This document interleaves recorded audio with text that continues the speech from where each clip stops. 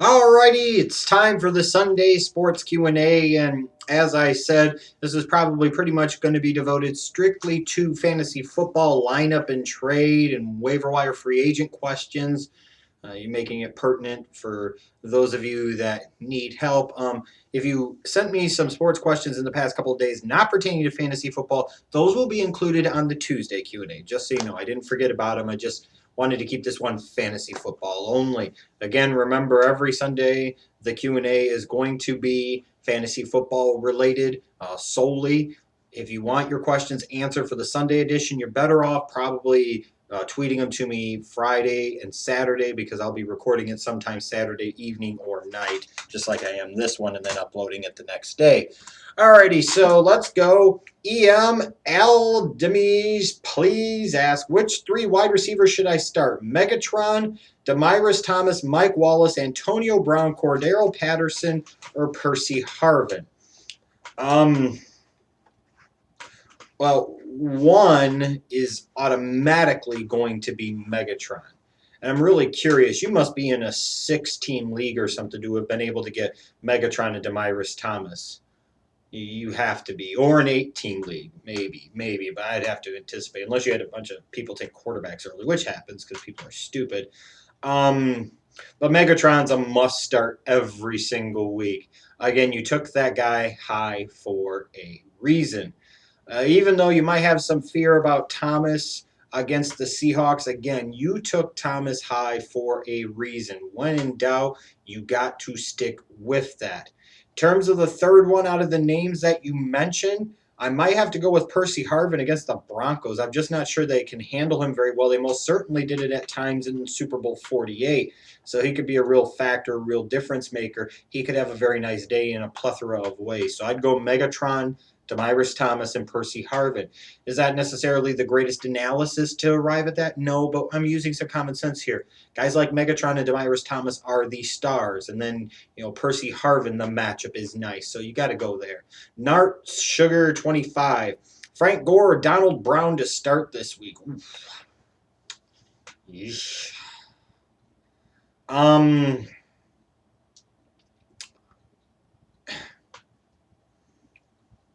I guess you got to go with Donald Brown and hope that he will get the majority of the carries and that Woodhead won't cipher some of the goal line touches, as crazy as that sounds. Because Gore is going up against a really tough matchup in Arizona. So I might actually tell you to go with Donald Brown and gamble a little bit.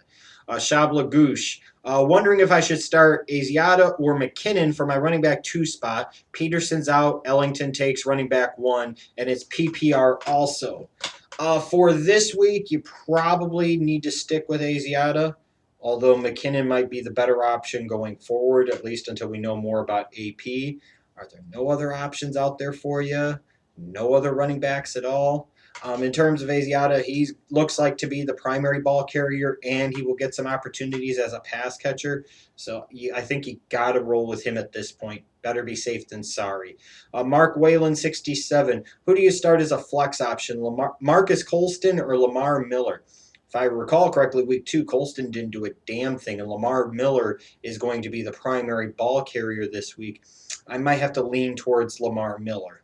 I am Justin Dunbar. My roster, any tips or advice and needs, and just so you know, his starters, and that's all I think he sent me were his starters, were Cutler, Foster, Asiata, Larry Fitzgerald, Dwayne Bowe, Jimmy Graham, and Rob Gronkowski. So if I'm looking at this, you took Graham in the first round, probably Arian Foster in round 2, Gronk in round 3, and then I don't know what the hell you did after that. Maybe Fitzgerald in round 4 or 5. Any tips, advice, needs? If I'm being perfectly honest with you, you are Studley at tight end. You have one quality running back. I don't believe you sent me your bench. I don't know anything about what's on your waiver wire. I don't know what other teams in your league have. It doesn't look like you run with very deep rosters, so I have to imagine there's some guys on the waiver wire. But frankly, brother, your wide receivers stink. And if Asiata is the second best running back that you've got, then I would assume outside of Foster, your running backs stink. And relying on Cutler, good luck to you. Again, I don't know if you've got another quarterback, but you're playing Cutler because of the nice matchup that he has. But you probably need to hit the waiver wire a little hard for wide receivers. You might want to explore the possibility of trading one of those two tight ends to get stronger at maybe running back. But without knowing more details, it's hard for me to say. But you are weak at wide receiver, and it looks like after Foster, you're pretty weak at running back, unless you're playing the matchup. And you obviously have two stud tight ends, even though Gronk hasn't been too much of a stud just yet, but it's still early in the season. The Owens asks, should I start Jake Locker next week? I have Flacco and Rivers. Well, there's the problem right there. You already have Joe Flacco, and you have Phillip Rivers. You have Rivers going up against Buffalo, whose pass defense is solid but not spectacular. And you have Flacco going up against, I believe, the Browns, who have given up a lot of yards. Why would you entertain the thought of Jake Locker going against Cincinnati's defense? Why would you entertain the thought of picking up a third quarterback to start? Why would you do that to yourself? No. I'm assuming you haven't picked up Jake Locker yet. If you haven't, then don't. And if you have, then drop him. Unless you were in a two quarterback league. And again, this is where it's important for me when you guys send these questions with, situations like this, that I know the details, because I could be telling you to drop Jake Locker, but you could have a two quarterback league, and then in the next week or two, both of those guys are coming up, and maybe Locker is the only guy out there, period, that's a starter. So I got to know these things. But if I'm assuming a one quarterback league and you already have Flacco and Rivers, why in the fuck would you pick up Jake Locker? That's ridiculous. And his matchup, frankly, out of the three is the worst of the three. So hell no, don't pick up Locker. Slider 15, a non-PPR league. See, this helps. Frank Gore versus Arizona, Stephen Ridley versus Oakland, Chris Ivory versus the Bears. I'm start to lean Gore Ridley. I'm assuming that you can only start one. If you can only start one, then you start Ridley versus Oakland. That's the one you start. Because, like I said, Gore's matchup against Arizona is not great. Ivory has a nice matchup against the Bears, but the problem is he's splitting carries with Chris Johnson, even though if the Jets got in the red zone, you would assume Ivory would get some of those touches. But I think the safest one to get the touches and red zone opportunities, and with the best matchup of the three, is Ridley. You got to go with Ridley. Also, any tips on a defense for this week? What did I say? I said maybe Dallas taking on St. Louis, maybe, but I'd maybe gamble and say like Indianapolis going against the Jags, because you think about it, in two games the Jags have scored 27 points. So that's 13.5 points a game. So you hopefully are not in a situation where you run the risk of the Jags having a huge week against the Colts defense at week 3. Maybe the Colts can turn it on defensively, force a pick or two, get a couple of sacks. So I'm assuming Indianapolis's defense is probably sitting on your waiver wire right now. It wouldn't be a bad idea to roll with them and give them a gamble in week 3. Are you a Turtle 44? Tips on how to get Drew Brees in a trade. If I was looking at your roster correctly, you had like EJ Manuel as your quarterback, and so I got to assume that you're in a very deep league, like 14 or 16 teams, or you don't know what the fuck you're doing. And based off of what I saw, and I could kind of tell based off of players, maybe what rounds you got them in, I'm assuming that it's more you were in like a 14 or 16 team league. Maybe you don't need to worry about getting a Drew Brees. Like the team you were asking me about, and you could ask me more about this, Are You a Turtle 44 on Twitter if you want more clarification.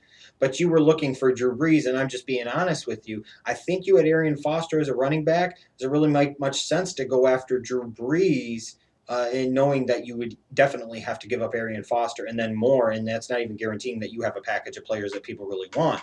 Maybe the best thing to do would be to go to that guy if you really are not confident in EJ Manuel for the season, and I understand that.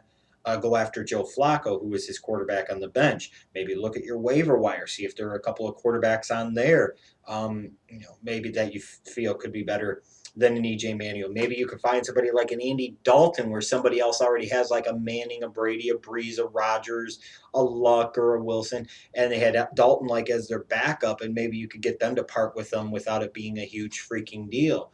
Um, it's worth a shot, but what you would have to give up to get Drew Brees, I just can't justify it at this point. And I think you would regret it. You'd just be subtracting from one area to add another, and it doesn't make a lot of sense. Twin Strike 3 asks, a toe injured AJ Green or Marcus Colston? Um, well, if AJ Green plays this week, then AJ Green is the way to go, period. If not, obviously, Marcus Colston is the way to go. You said your running backs are Morris and Sproles, your flex is Asiata, and your second receiver is Keenan Allen. See, and this is why I hate leagues that have a quarterback, two running backs, two wide receivers, a tight end, a flex, a kicker, and a defense special teams. There's always quite a bit on the waiver wire, and I hate rosters that aren't or lineups that aren't that deep, because if you have one bad game out of one bad individual, you could end up losing. And I just hate those 9 position starting lineups. And you see those a lot in ESPN leagues, and I refuse to do them. And then Yahoo leagues, and I refuse to do those when I see them too. So I don't like them. 2 wide receivers. That's just stupid. Let's see here. T-Bar 121 closes this out by asking, who should I put in for flex this week? Brian Quick of the Rams against the Cowboys. Alshon Jeffrey of the Bears against the Jets. Kyle Rudolph of the Vikings against the Saints.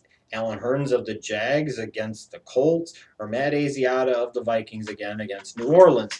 Now, Asiata looks like he'll be the starting running back for the Vikings this week, and the Saints defense has been not so great the first 2 weeks. So looking at his ability to touch the ball in multiple ways, you might go with Asiata. However, you also mentioned that you have Alshon Jeffrey. And assuming that Alshon Jeffrey will be healthier this week than he was last week, and assuming he would play, which I would assume he would, boy, that matchup is ripe with opportunity for Alshon Jeffrey, because those Jets corners are boo-boo. The Jets are really stout against the run, which means the Bears might have a tough time on the ground, meaning that they'll become one-dimensional, meaning Cutler will throw the ball a lot, meaning both Marshall and Jeffrey could have nice days. I think you got to go with Alshon Jeffrey because the upside compared to everybody else is much higher. Sometimes you got to gamble, and I think this would be a good time for you to gamble and go with Alshon Jeffrey. So thanks to you guys that submitted your questions. Like I said, your other sports questions, you tweet to me. They'll be on the Tuesday Q&A or the Thursday Q&A. But the Sunday one, I'll try as much as possible to just keep it fantasy football specific. And if you didn't get your questions in for this Q&A on time and you're watching this and the games haven't started yet on Sunday, you can still go on Twitter. I'll probably even ask you on Sunday morning for your fantasy football questions. You can tweet me on there at the last minute. I can give you some last minute advice if you need it. Thanks again for all your questions, guys.